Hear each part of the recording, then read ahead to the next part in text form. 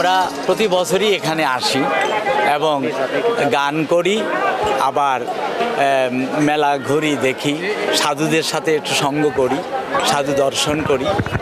তো প্রতি বছর গত বছরের ন্যায়, গত বছরের চাইতে এবছর দেখতেছি অনেক সাধু, নতুন নতুন সাধু এইখানে এসছে। আমার কাছে খুব ভালো লেগেছে।